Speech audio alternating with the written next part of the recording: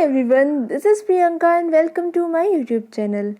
Friends, यहाँ पर जो ईवीएस की हम सीरीज़ डिस्कस कर रहे हैं, जिसमें हम 3 पार्ट डिस्कस कर चुके हैं। आज उसका चौथा पार्ट है यहाँ पे, यानी कि पार्ट 4। आज हम इसमें क्लास 4th की एनसीईआरटी की ईवीएस की बुक का पार्ट 4 डिस्कस करेंगे। तो वीडियो स्टार्ट करने से पहले अगर आपने अभी तक चैनल को सब्सक्राइब नहीं किया है तो पहले चैनल सब्सक्राइब कर ले और साथ ही बेल आइकन को भी प्रेस कर दें। तो चलिए स्टार्ट करते हैं आज का वीडियो।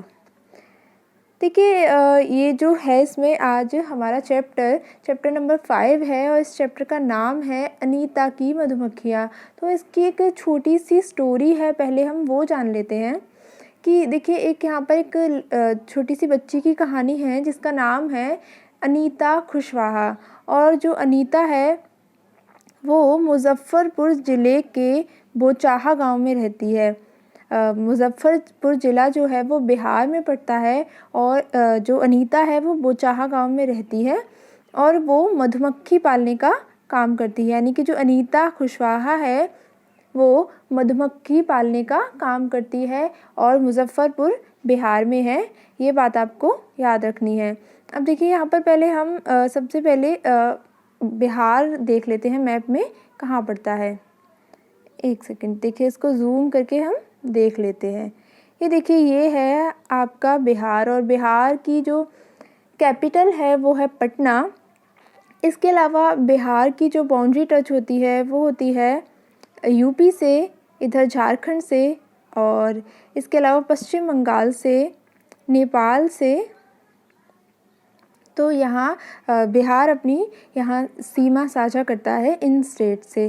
तो अब हमने देख लिया मैप में बिहार को। अब देखिए, थोड़ा सा स्टोरी पे आ जाते हैं। देखिए, जो अनीता है वो बिहार में रहती है, ये हम देख ही चुके हैं। इसके अलावा इसके घर की बात की जाए तो उसके घर में उसके माँ, पिताजी और 2 छोटे भाई हैं। लेकिन अभी जो अनीता है, अकॉर्डिंग टू दिस स्टोरी, जो अनीता है वो अभी कॉलेज में पढ़ती है और स्कूल के बच्चों को पढ़ाती है। इसके अलावा वो मधुमक्खी पालने का काम भी करती है। लेकिन अनीता बताती है कि ये सब करना उसके लिए बहुत आसान नहीं था, क्योंकि जब वो छोटी थी तो वो दिन भर क्या करती थी, बकरियां चराती थी और उसका स्कूल जाने का बहुत मन होता था। लेकिन उसके घर में उसके माँ पिताजी को लड़कियों का स्कूल जाना पसंद नहीं था। फ्रेंड्स, एक चीज़ और यहाँ पर जान लीजिए कि एक सच्ची कहानी है। अनीता कुशवाहा एक चमकता सितारा यानी कि गर्ल स्टार है। चमकते सितारे क्या हैं? उन साधारण लड़कियों की असाधारण कहानियाँ हैं जिन्होंने स्कूल जाकर अपनी ज़िंदगी बदल दी। तो ये एक सच्ची कहानी है। अब देखिए, एक दिन क्या हुआ कि अनीता जब बकरियां चराने के लिए गई हुई थी तो उसने क्या किया, स्कूल के अंदर झांक के देख लिया और बच्चों को स्कूल में पढ़ता देखकर वो अपने आप को रोक नहीं पाई और चुपचाप स्कूल में जाकर बैठ गई। उसे स्कूल में बहुत अच्छा लगा और घर जाते ही उसने क्या किया, अपने माँ और पिताजी को बताया कि मुझे स्कूल जाना है। लेकिन उन्होंने उसे स्कूल जाने के लिए बिल्कुल मना कर दिया। उस दिन अनीता बताती है कि वो उस दिन बहुत रोई थी। फिर उस गांव के एक टीचर ने माँ और पिताजी को उसके समझाया कि लड़कियों के लिए पढ़ाई करना कितना ज़रूरी है। इसके साथ ही उन्होंने ये भी बताया कि 5वीं कक्षा तक की पढ़ाई पर कोई भी खर्चा नहीं होता है और पढ़ना सभी बच्चों का हक है।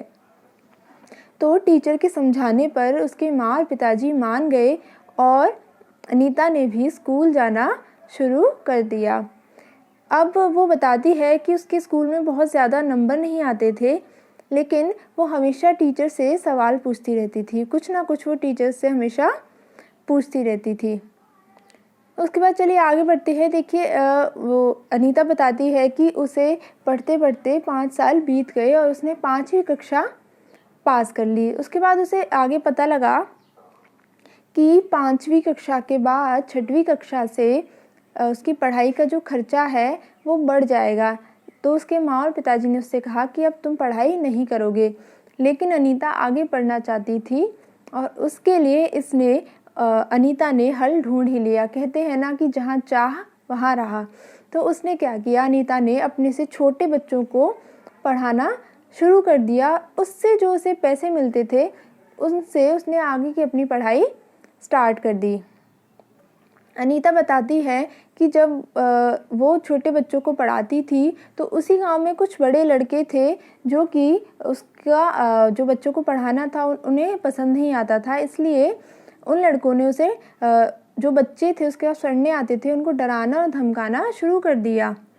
तो जितने भी बच्चे उसके पास पढ़ने आते थे सब ने पढ़ना आना बंद कर दिया, लेकिन बाद में धीरे धीरे वो बच्चे वापस उसके पास पढ़ने के लिए लौट आए। इसके बाद देखिए जो अनीता थी उसके बाद उसने धीरे धीरे गांव वालों को समझाना शुरू किया कि सभी लड़कियों को स्कूल जाना चाहिए, और इस काम में उसके माँ और पिताजी ने भी उसकी मदद की। और उसके बाद क्या हुआ, उसकी जो माँ थी वो घर का सारा काम कर लेती थी, इससे अनीता को पढ़ने के लिए अधिक समय मिल जाता था। इसके अलावा अनीता ये भी बताती हैं कि उन्होंने बिना किसी को बताए मोटर बाइक चलाना भी सीखा था। इससे उन्हें बहुत बार चोट भी लगी थी, लेकिन बहुत मज़ा आया था। अब इसके बाद स्कूल से अनीता स्कूल जाने से लेकर मधुमक्खी पालने तक का जो सफ़र है वो उन्होंने यहाँ पर बताया है कि जो मुजफ्फरपुर का इलाका है या जो बिहार का इलाका है वहाँ पर लीची के बहुत पेड़ पाए जाते हैं, और जो लीची के फूल होते हैं वो मधुमक्खियों को बहुत अच्छे लगते हैं, इसलिए यहाँ के जो लोग हैं वो मधुमक्खी पालते हैं और उनसे शहद बनाने का काम करते हैं। तो अनीता ने सोचा कि क्यों ना मैं भी यही काम कर लूँ। तब अनीता ने मधुमक्खी पालने के एक सरकारी कोर्स में भाग लिया। कोर्स में भाग लेने वालों में अनीता ही एकमात्र लड़की थी, वहाँ पर और कोई भी लड़की नहीं थी। जब अनीता ने ट्रेनिंग करना स्टार्ट किया तो अनीता को पता लगा कि जो अक्टूबर से लेकर दिसंबर तक का समय होता है वो मधुमक्खियों के अंडे देने का समय होता है। फ्रेंड्स, ये पॉइंट यहाँ पर बहुत ही ज़्यादा इम्पॉर्टेंट है और पूछा जाता है कि मधुमक्खियों के अंडे देने का समय कौन सा होता है, तो वो होता है अक्टूबर से दिसंबर तक का, और मधुमक्खी पालन शुरू करने का सबसे अच्छा समय भी यही होता है। चलिए आगे बढ़ते हैं। अब देखिए ये आप पिक्चर में देख सकते हैं, ये हैं लीची के फूल।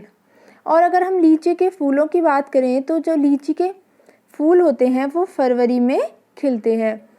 अब देखिए अनीता की कहानी पर आते हैं कि अनीता ने जो मधुमक्खी पालने का कोर्स था वो कंप्लीट कर लिया, लेकिन उसे अपना काम शुरू करने के लिए उसके पास रुपए नहीं थे। अनीता कहती हैं कि मैंने अपना काम शुरू करना चाहती थी लेकिन मेरे पास रुपए नहीं थे। इसके बाद अनीता ने कुछ समय तक वेट किया और उसने बच्चों को पढ़ाकर 5,000 रुपये बचाए। उन 5,000 रुपयों से अनीता ने मधुमक्खी पालने के लिए 2 बक्से खरीदे और एक बक्से की कीमत थी 2,000 रुपये, और बाकी बचे हुए रुपयों से उसने मीठा घोल बनाने के लिए चीनी और छत्तों को, यानी मधुमक्खी के जो छत्ते होते हैं उन्हें साफ़ करने के लिए दवाइयाँ खरीदी। और ये जो महीना था वो था सितंबर का, और मधुमक्खियाँ अंडे देती हैं अक्टूबर से दिसंबर तक। तो देखिए दिसंबर तक अनीता के पास इतनी मधुमक्खियाँ हो गई थी कि जो 2 बक्से उसने खरीदे थे वो भी कम पड़ गए। इसके बाद अनीता ने 2 बक्से और ख़रीदे, और लेकिन अनीता को मधुमक्खियों के बारे में बहुत ज़्यादा अनुभव नहीं था, एक्सपीरियंस नहीं था, इसलिए कई बार मधुमक्खियों ने उसे काट भी लिया। इससे क्या होता था, उसका चेहरा और हाथ सूज जाते थे, लेकिन वो किसी से कह नहीं सकती थी। क्योंकि उसने ये जो अपना काम था वो अपनी ही इच्छा से शुरू किया था। फिर उसके बाद देखिए यहाँ पर हम ये बात जान चुके हैं कि जो लीची के फूल होते हैं वो फरवरी में खिलते हैं। तो अनीता ने जो अपने 4 बक्से खरीदे थे उनको लीची के बगीचे में रख दिया और उसे हर बक्से से 12 किलो शहद मिला जो उसने बाज़ार में बेचा, और उससे उसने और बक्से खरीदे, और इस तरीके से बाद में अनीता के पास 20 बक्से हो गए। इसके बाद आगे अनीता बताती हैं कि वो रोज़ साइकिल से स्कूल जाती हैं और कॉलेज जाती हैं। अब वो कॉलेज में आ गई हैं और कॉलेज उनके गांव से 5 किलोमीटर दूर शहर में है। और जब वो कॉलेज पढ़ने जाती हैं तो वो मधुमक्खियों के लिए चीनी का घोल तैयार करती हैं उसकी माँ जब वो कॉलेज पढ़ने चली जाती हैं तो उसकी माँ मधुमक्खियों के लिए चीनी का घोल तैयार करती हैं और उनके पिताजी मधुमक्खियों की देखभाल करते हैं और बक्सों से शहद निकालते हैं। अब हम बात कर लेते हैं थोड़ी सी मधुमक्खियों की। तो देखिए मधुमक्खियों का जो छत्ता होता है उसमें एक रानी मक्खी होती है जो अंडे देती है, यानी कि हर छत्ते में एक रानी मक्खी होगी जो अंडे देती है। जैसे हर देश का एक राजा होता है, उसी तरह छत्ते की भी एक रानी मक्खी होती है। इसके अलावा छत्ते में कुछ नर मक्खी भी होते हैं, यानी कि कुछ मेल मक्खी भी होते हैं। अब देखिए आगे बढ़ते हैं। इसके अलावा यहाँ पर एक चीज़ और है कि छत्ते में बहुत सारी काम करने वाली मक्खियाँ भी होती हैं, यानी कि वर्कर्स भी होती हैं, जो क्या करती हैं, दिन भर शहद के लिए फूलों का रस ढूंढती हैं। यानी कि जो काम करने वाली मक्खियाँ हैं वो क्या करेंगी, शहद के लिए फूलों का रस ढूंढ कर लाएंगी। और जब भी किसी मक्खी को रस मिल जाएगा तो वो क्या करेगी, एक तरीके का डांस करेगी, जिससे दूसरी मक्खियों को पता चल जाता है कि रस कहाँ पर है। यानी कि देखिए कुछ पॉइंट्स है वो आपको याद रखने हैं कि हर छत्ते में एक रानी मक्खी होती है जो अंडे देती है। इसके अलावा कुछ नर मक्खी भी होते हैं और काम करने वाली मक्खियाँ होती हैं जो शहद के लिए फूलों का रस ढूंढेंगी, और जब उन्हें ये रस मिल जाएगा तो वो एक तरीके का डांस करेंगी, जिससे बाकी की मक्खियों को पता लग जाएगा कि रस कहाँ पर है। चलिए आगे बढ़ते हैं। जो उन्हें रस मिलता है उससे वो क्या करती हैं, शहद बनाती हैं। यानी कि फूलों के रस से जो मधुमक्खियाँ होती हैं वो शहद बनाती हैं। और इसके अलावा जो छत्ता बनाने का काम होता है वो भी काम करने वाली मक्खियों का ही होता है। इसके अलावा ये बच्चों को पालने का काम भी करती हैं। अगर देखिए ये जो मधुमक्खियाँ हैं, वर्कर्स, काम करने वाली, अगर ये ना हो तो ना ही छत्ता बनेगा और ना ही शहद इकट्ठा होगा। और शहद के बिना क्या होगा, जो छत्ते की सारी मधुमक्खियाँ हैं वो भूखी रह जाएंगी। इसके बाद अगर हम बात करें नर मक्खी की, तो ये छत्ते के लिए कुछ खास काम नहीं करते हैं। अब देखिए ये तो थी मधुमक्खियों की बात, कि मधुमक्खियाँ जो हैं वो समूह में रहती हैं। अगर हम बात करें चींटियों की, तो जो चींटियाँ होती हैं वो भी मधुमक्खियों की तरह ही मिलजुल कर रहती हैं, और चींटियों का काम भी मधुमक्खियों की तरह ही बटा होता है। जैसे कि समझते हैं आगे इस बात को, कि यहाँ भी एक रानी चींटियाँ होती हैं, यहाँ पे भी रानी चींटियाँ होंगी रानी मधुमक्खी की तरह, जो कि अंडे देंगी। सिपाही चींटी होंगी जो कि बिल का ध्यान रखेंगी, और काम करने वाली जो चींटियाँ होंगी वो भोजन ढूंढकर बिल तक लेकर आती हैं। तो ये तो थी चींटियों की बात। अब देखिए जब समूह में रहने वाले यहाँ पर बात हो रही है कीड़े मकोड़ों की, तो देखिए जो दीमक और ततैये होते हैं वो भी चींटियों और मधुमक्खियों की तरह ही समूह में रहते हैं। तो ये था हमारा आज का वीडियो। आई होप आपको पसंद आया होगा और चीज़ें समझ में आई होंगी। और लास्ट में एक मोटिवेशनल कोट है कि उस ज्ञान का कोई लाभ नहीं है जो समाज के हित में ना हो। यानी कि आप अपनी नॉलेज का यूज़ सोसाइटी के भले के लिए करें। चलिए मिलते हैं नेक्स्ट वीडियो में एक नए टॉपिक के साथ। तब तक के लिए thank you so much and good bye.